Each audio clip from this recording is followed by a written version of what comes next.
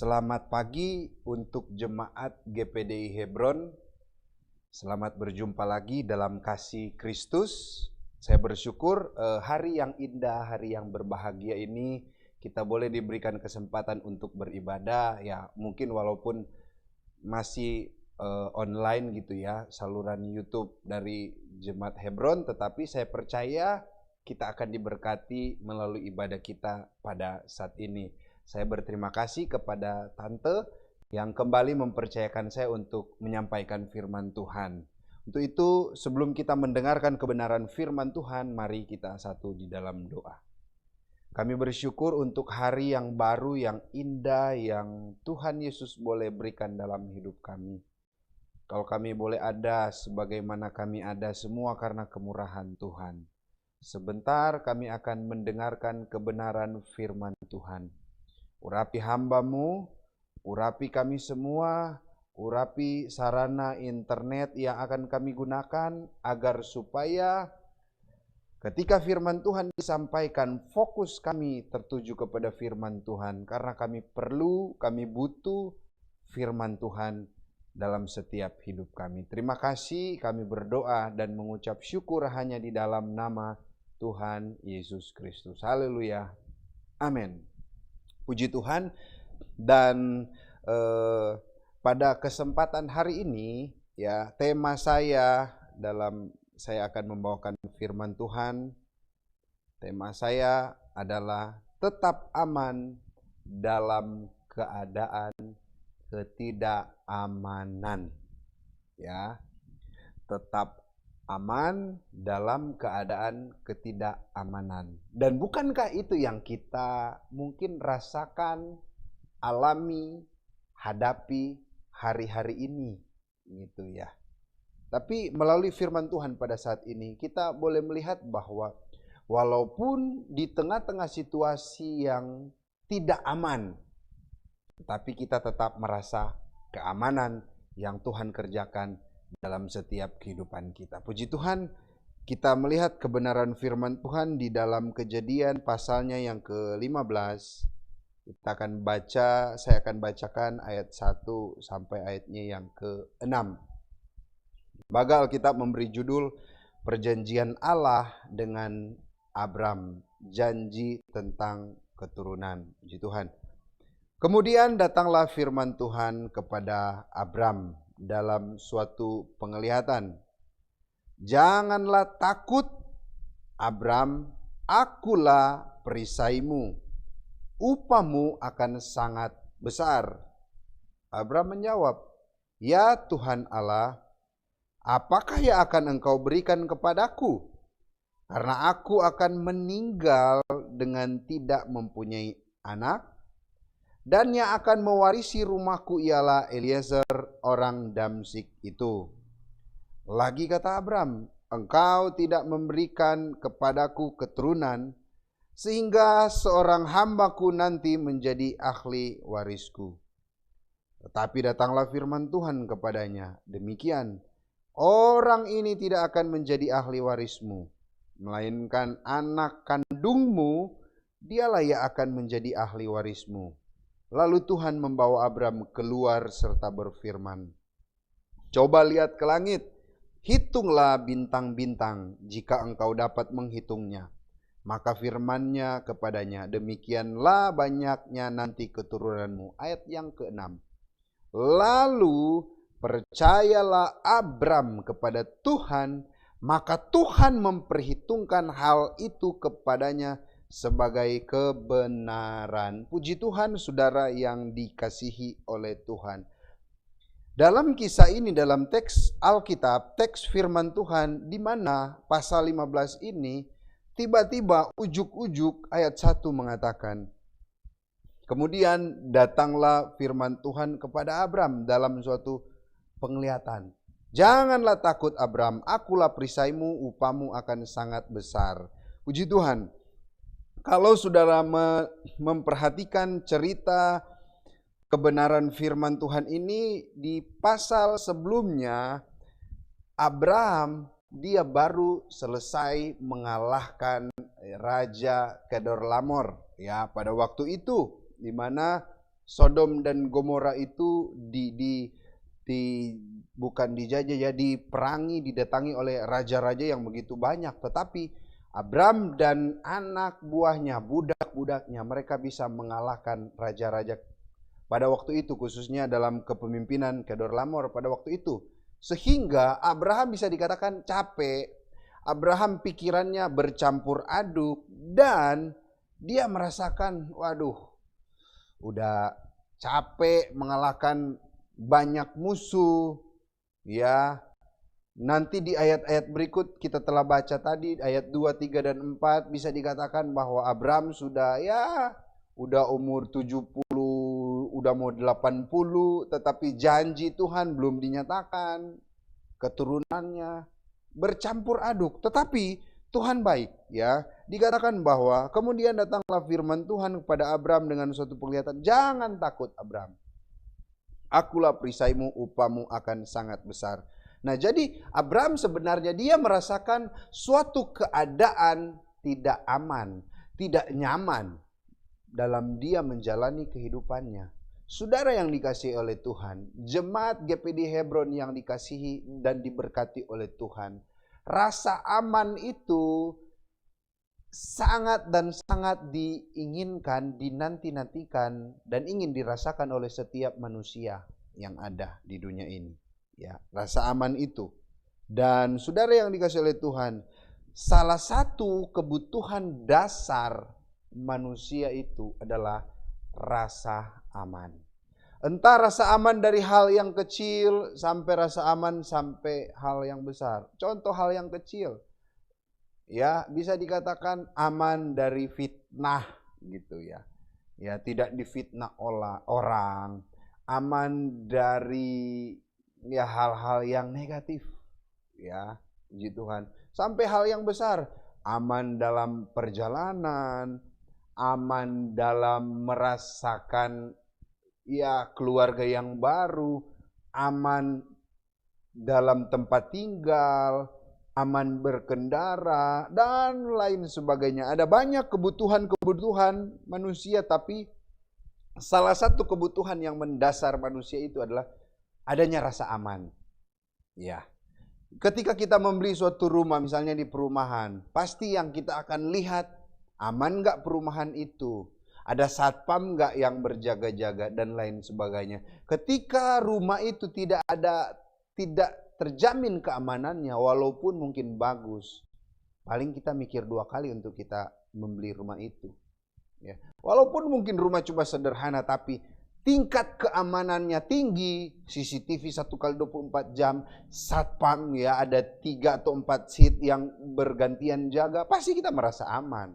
Ya, puji Tuhan. Dan saudara yang dikasihi oleh Tuhan, kita akan melihat ya di dalam ayat yang pertama tadi, kemudian datanglah firman Tuhan kepada Abraham dalam suatu penglihatan.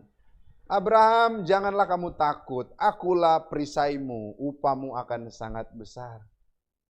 Loh, kok tiba-tiba firman Tuhan langsung datang dalam penglihatan, ya. Dari hal ini kita bisa belajar bahwa Tuhan tahu apa yang kita alami, apa yang kita hadapi, dan apa yang kita rasakan sampai saat ini. Tuhan tahu karena Dia Maha Tahu. Ayat 2 dan 3, Abram menjawab, "Ya Tuhan Allah, apakah yang akan Engkau berikan kepadaku? Karena aku akan meninggal dengan tidak mempunyai anak. Dan yang akan mewarisi rumahku ialah Eliezer orang Damsyik itu." Lagi kata Abram, "Engkau tidak memberikan kepadaku keturunan, sehingga seorang hambaku nanti menjadi ahli warisku." Ketika ayat 1 Tuhan berfirman, "Akulah perisaimu, upamu besar." Abram menjawab kayaknya itu agak nggak nyambung gitu. Ya. Dan inilah argumen sanggahan dari Abram kepada Tuhan menggunakan logikanya. Ya, menggunakan logikanya. Jadi, ya Abram menjawab, "Ya Tuhan, Engkau, ya Tuhan Allah, apakah yang Engkau akan berikan kepadaku? Aku akan meninggal, tidak akan mempunyai anak, dan nanti warisan saya ini kepada budakku, orang Damsyik, Eliezer." Gitu ya. Jadi ada suatu argumen sanggahan kepada Tuhan. Ada kalanya juga kita seperti itu. Tuhan sudah baik dalam hidup kita, tapi ketika diperhadapkan dengan hal yang sulit, kita mulai logika kita, argumen kita ya muncul sanggahan. Wah Tuhan, bagaimana lagi ini? Bukankah saya sudah setia dekat dengan Engkau, tapi hal-hal yang sulit yang saya alami sekarang. Bukankah saya sudah doa puasa dekat dengan Engkau, tetapi sebaliknya doa saya sampai saat ini belum dijawab oleh Tuhan. Nah, saudara yang dikasihi oleh Tuhan. Dan ayat 4, tetapi datanglah firman Tuhan kedua kali kepadanya. Demikian, orang ini tidak akan menjadi ahli warismu, melainkan anak kandungmu, dialah yang akan menjadi ahli warismu. Jadi Tuhan memberikan jawaban sesuai dengan argumen sanggahan dari Abraham. Tuhan bilang begini, orang ini tidak akan menjadi ahli warismu, melainkan anak kandungmu. Penekanan dari Tuhan bahwa secara logika mungkin pemikiran kamu Abraham bahwa kamu sudah lanjut usia, dan kalau saudara baca di pasal-pasal sebelumnya, Alkitab mengatakan istri Abraham, Sarah atau Sarai, mandul. Ya, dan Abraham sudah lanjut usia. Tapi Tuhan menekankan kepada Abraham bahwa orang ini tidak akan menjadi ahli warismu, tapi anak kandungmu. Ya. Dan perlu kita ketahui bahwa ada 4 ayat, 1 di perjanjian lama, 3 di perjanjian baru, menekankan bahwa orang benar itu akan hidup oleh iman. Itu ada di dalam Habakuk 2 ayat 4, ya. Ibrani 10:38, Roma 1 ayat 17, Galatia 3 ayat 11. Orang benar akan hidup oleh iman. Nah, saudara yang dikasihi oleh Tuhan, ya, apa yang Tuhan nyatakan kepada Abraham, bukan dia yang akan menjadi ahli warismu. Ya, bukan dia tapi anak kandungmu. Mungkin Abraham berpikir lagi, waduh, saya sudah tua, istri mandul, mana mungkin. Ayat yang ke-5 dan ke-6. Tuhan meneguhkan dan membuat suatu tanda. Abraham mungkin di dalam kemah atau dalam rumahnya. Tuhan bilang begini ayat 5. Lalu Tuhan membawa Abraham keluar serta berfirman. Keluar dan berfirman. Lihat ke langit. Hitung bintang-bintang jika engkau dapat menghitungnya. Maka firman-Nya kepadanya, demikian banyaknya nanti keturunanmu. Di tengah-tengah kegalauan yang ada, kecemasan, Abraham merasa tidak aman, ya, dalam situasi yang dia hadapi. Dilema, katanya Tuhan sudah berjanji ketika dia di usia 75 tahun, aku akan menjadikan engkau menjadi bangsa yang besar. Keturunanmu adalah keturunan yang sangat diberkati. Tapi realita keadaan fakta yang ada gak seperti itu. Tapi apa yang terjadi? Tuhan bilang begini, Abraham, kamu keluar, lihat ke langit. Ya, lihat ke langit. Hitung bintang-bintang engkau jika engkau dapat menghitungnya. Demikian pula lah, itulah keturunanmu. Saudara yang dikasihi oleh Tuhan, ya, dalam situasi yang tidak aman, Tuhan bawa Abraham melihat ke langit, lihat bintang. Bintang itu jelas, nyata. Bintang itu real, benar-benar ada. Coba kamu lihat dan kamu bisa menghitung itu enggak? Sebanyak bintang yang ada itu, sebanyak itu pula keturunanmu.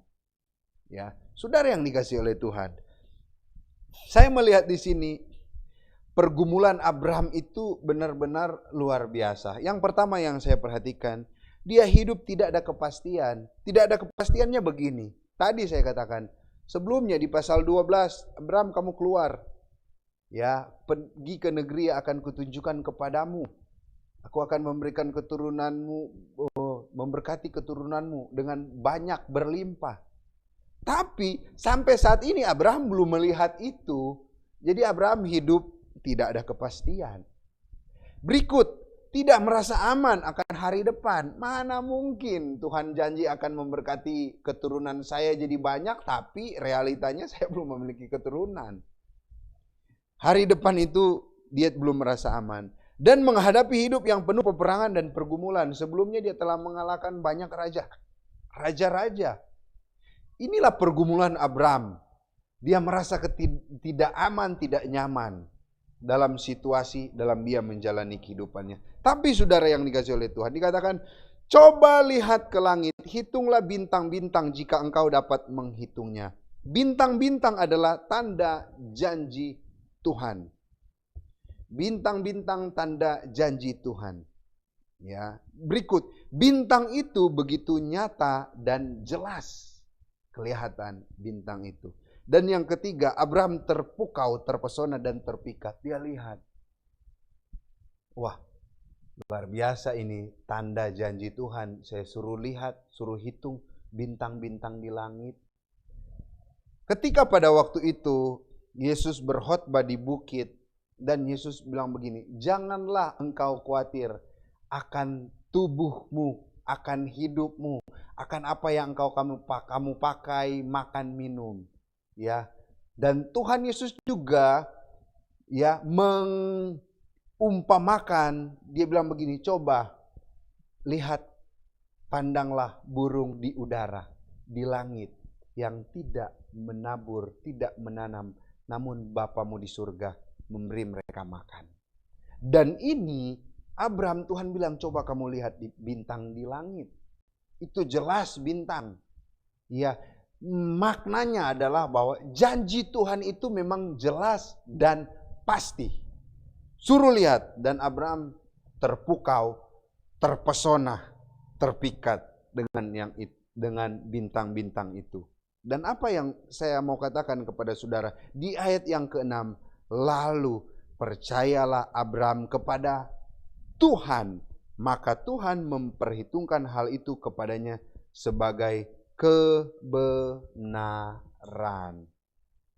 Respon Abraham di tengah-tengah rasa ketidakaman, tapi dia merasa, aduh, bagaimana ini hari depan saya, ini udah tua, gak memiliki anak, ya tidak ada kepastian. Tapi Tuhan bilang, lihat bintang. Dan ayat 6 katakan, lalu Abraham percaya kepada Tuhan. Saudara yang dikasihi oleh Tuhan, ya, kata percaya dalam bahasa Ibrani memakai kata aman. Aman. Kata aman ini ada 3 hal makna dari kata aman ini. Yang pertama, menetapkan hati. Ya, menetapkan hati. Jadi ketika Abraham bilang, Alkitab mengatakan lalu Abraham percaya. Lalu Abraham aman. Yang pertama itu dia menetapkan hatinya. Ya, saya akan bacakan dalam Mazmur 13 ayatnya yang ke-6. Mazmur 13 ayat yang ke-6 mengatakan begini. Tetapi aku kepada kasih setiamu aku percaya. Hatiku bersorak-sorak karena penyelamatanmu. Ya, tetapi aku kepada kasih setiamu aku percaya. Hatiku bersorak-sorai karena penyelamatanmu. Jadi ketika Abraham percaya kepada Tuhan, yang pertama itu dia telah menetapkan hatinya. Saudara, hati-hati dengan hati.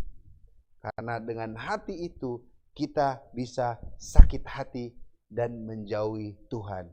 Tapi Abraham dia percaya kepada Tuhan, dia menetapkan hatinya. Yang kedua, kata aman juga berbicara, dia mendasarkan hatinya. Mendasarkan hatinya kepada siapa? Kepada Tuhan. Ya. Ketika saudara mendasarkan hati saudara kepada Tuhan, kepada kebenaran firman Tuhan, saya terlalu yakin kita akan merasa aman walaupun dalam situasi ketidakamanan. Amsal 4 ayat 23, jagalah hatimu dengan segala kewaspadaan, karena dari situlah terpancar kehidupan. Yang ketiga, mengamankan hati. Mengamankan hati. Kenapa harus mengamankan hati? Kita melihat di dalam Kejadian pasalnya yang keempat ayat yang kelima. Alkitab mengatakan di sana, kita melihat Kejadian 4 ayat 5. Ya. Tetapi Kain dan korban persembahannya tidak diindahkannya. Lalu hati Kain menjadi panas dan mukanya muram. dan seterusnya sehingga dia berencana untuk membunuh adiknya Habel. Ya, hati itu harus kita amankan. Kalau hati kita tidak diamankan, saudara yang dikasihi oleh Tuhan, perbuatan-perbuatan dosa, wah kita gampang dengan melakukan itu. Karena manusia pertama jatuh dalam dosa dan benih-benih dosa itu masih ada sampai saat ini. Tapi kita bersyukur, saudara yang dikasihi oleh Tuhan, di tengah-tengah situasi tidak aman, kita bisa merasakan itu menjadi situasi yang aman, asalkan kita harus menetapkan hati kita, mendasarkan hati kita, dan kita amankan hati kita. Dan saudara yang dikasihi oleh Tuhan, maka dalam kita menjalani hari-hari ini, kehidupan yang tidak ada kepastian, yang tidak aman dalam kita menjalani hidup ini, kita bisa merasa aman karena Tuhan beserta dengan kita. Ada pujian mengatakan bahwa ku kan berdiri di tengah badai. Ya, kita akan berdiri di tengah badai. Kenapa? Karena ada Tuhan selalu beserta dengan kita. Nah, di sini saya mencatat bahwa percaya adalah perkembangan sikap dari rasa kurang tentram menjadi tentram. 2, perkembangan rasa kurang pasti menjadi pasti. 3, perkembangan rasa kurang aman menjadi aman. Jadi ketika saudara percaya rasa aman kepada Tuhan, disitulah sikap kita dari yang tidak tentram akan kita merasakan ketentraman itu. Yang penting kita percaya kepada Tuhan. Dari kita merasa kurang pasti, tidak ada kepastian hidup, kita akan menyakinkan menjadi pasti bahwa ada Tuhan yang menyertai kita. Perkembangan rasa kurang aman menjadi aman. Itulah ketika kita sikap hidup kita percaya. Nah, sumber dari rasa aman Abram bukan dari dirinya sendiri, melainkan pada janji Tuhan. Kebanyakan kita menggantungkan rasa aman itu kepada sesuatu. Mungkin kepada orang pintar, mungkin kita merasa aman ketika koneksi kita kuat, mungkin ketika kita merasa aman ketika kita kenalan dengan orang hebat, kita merasa aman karena hal-hal yang besar yang ada di dekat kita, itu kita merasa aman. Saudara, ketika saudara menggantungkan rasa aman itu kepada sesuatu yang fana, kepada sesuatu yang terbatas, saudara akan kecewa. Tapi sebaliknya, ketika saudara menggantungkan rasa aman itu kepada Tuhan yang tidak terbatas, saudara akan merasakan rasa aman walaupun di tengah-tengah situasi yang tidak aman. Abram percaya bukan karena melihat dirinya, melainkan karena melihat Tuhan yang ada di balik langit yang bertaburan bintang. Dia melihat bintang janji Tuhan itu karena dia tahu bahwa Tuhan tidak pernah salah, Tuhan tidak mengingkari janjinya. Ya, ada lagu juga mengatakan janjinya dia atur langkahku, janjinya dia pegang tanganku, ku bersyukur Tuhan selalu peliharaku. Tuhan selalu pelihara saya dan saudara. Makanya gantungkanlah rasa aman itu kepada yang tidak terbatas, bukan kepada yang terbatas. Ya, saya percaya saudara pasti akan merasa aman, merasakan rasa aman itu asalkan saudara menggantungkan kepada Tuhan itu. Ya, puji Tuhan. Nah, saudara yang dikasihi oleh Tuhan, saya di akhir firman Tuhan dan saya melihat ada seorang ya bisa dikatakan seorang yang cacat dari kecil, Fanny Crosby. Baru usia 3 minggu ketika dia lahir, ada gangguan di matanya dan apa yang terjadi, dokter menangani dia, salah kasih obat dan intinya dia mengidap buta total. Dan dia menjalani hidup ini, menjalani hidupnya walaupun buta, tapi dia menggantungkan hidupnya kepada Tuhan. Apa yang terjadi? Kutipan dia mengatakan begini, karena aku percaya Tuhan yang penuh belas kasihan itu memanggilku melalui cara itu untuk mengerjakan tugas yang masih dia izinkan. Walaupun keadaan tidak menyenangkan yang dia alami, dia rasakan, tapi dia katakan bahwa dia tetap percaya kepada Tuhan, itu seizin oleh Tuhan karena ada rencana Tuhan yang besar. Singkat cerita saudara yang dikasihi oleh Tuhan, dia menulis sekitar 8.000 teks lagu himnal untuk Tuhan. Dan salah satu lagunya ada di Kidung Jemaat, kalau nggak salah 388. Yang lagu ini benar-benar luar biasa. Selamat di tangan Yesus. Saya akan menyanyikan lagu ini karena lagu ini ketika saya masih kecil di kampung suka ikut sama teman-teman yang Protestan, suka nyanyikan lagu ini. Saya akan nyanyikan ya, ada 3 bait. Selamat di tangan Yesus, aman pelukannya, dalam teguh kasih-Nya aku bahagia. Lagu merdu malaikat olehku terdengar, dari negeri mulia damai sejahtera. Selamat di tangan Yesus, aman pelukannya, dalam teguh kasih-Nya aku bahagia. Bait 2. Selamat di tangan Yesus, aku tentram penuh, dosa pun dan cobaan jauh dari diriku.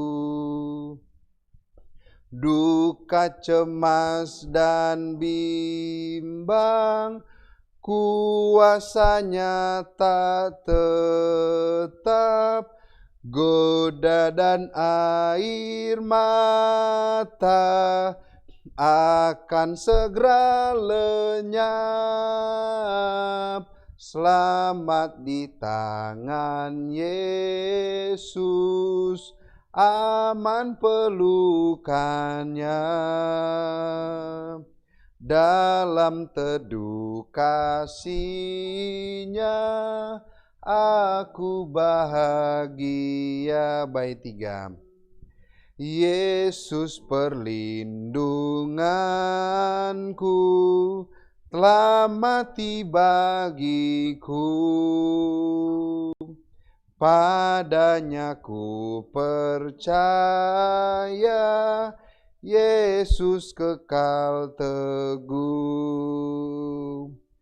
Biar bertambah hati ku menantikannya, sampai harinya tiba dan fajar berkah.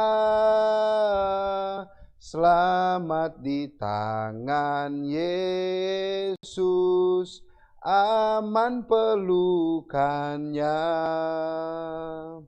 dalam teduh kasih-Nya aku bahagia.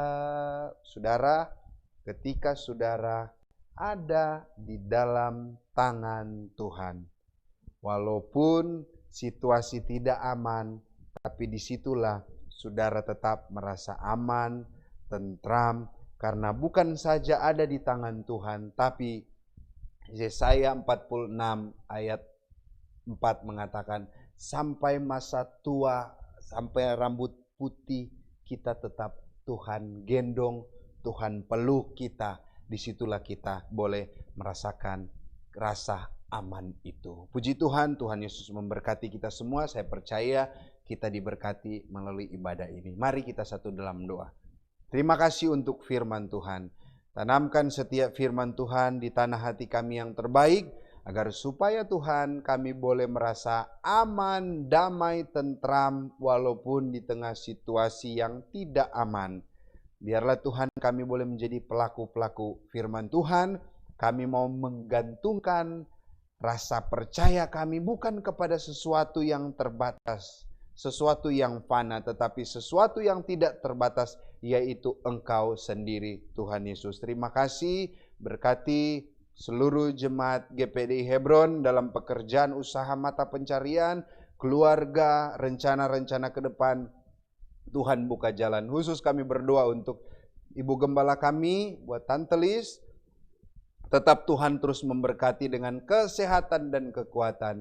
Sukacita, damai, sejahtera ada menjadi bagian Ibu Gembala kami. Sehingga Tuhan Yesus, Tante boleh melayani jemaat GPD Hebron. Tante boleh kuat, semangat, boleh melihat janji Tuhan nyata dalam hidupnya Tuhan. Terima kasih, berkati juga anak-anak yang ada, cucu yang ada, mantu-mantu yang ada, seisti pastori diberkati oleh Tuhan. Terima kasih, dan saudara yang dikasihi oleh Tuhan, mari kita angkat tangan kita.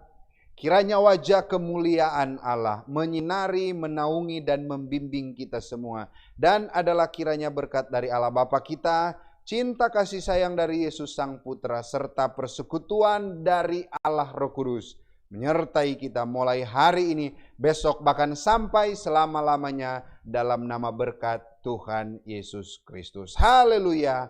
Amin. Selamat hari Minggu untuk seluruh keluarga besar jemaat GPD Hebron Jakarta. Tuhan Yesus memberkati kita semua.